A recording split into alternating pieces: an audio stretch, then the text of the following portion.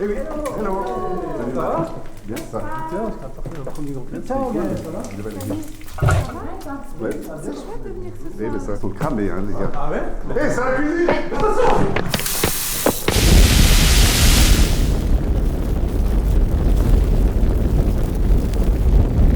Impressionnant, non?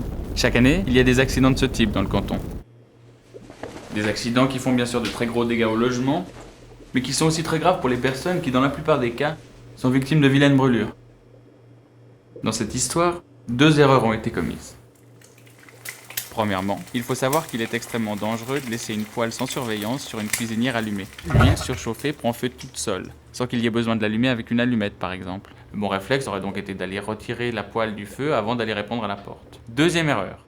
Il ne faut jamais, mais vraiment jamais, éteindre un feu d'huile ou d'hydrocarbures avec de l'eau. Sous l'effet de la chaleur, l'eau s'évapore et forme une boule de feu composée de fines gouttelettes d'huile enflammée. Imaginez un peu qu'un litre d'eau arrive à produire près de 1700 litres de vapeur brûlante. Le bon réflexe dans ce genre de situation, c'est d'étouffer le feu en utilisant par exemple un couvercle ou un linge sec. Regardez. C'est impressionnant mais pas difficile. Allez, il suffit de pas avoir peur.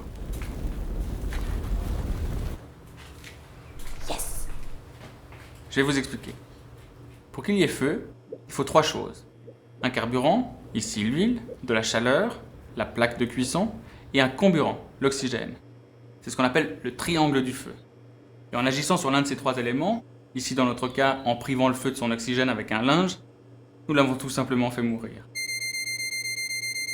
Allez, salut, à la prochaine. J'ai à faire.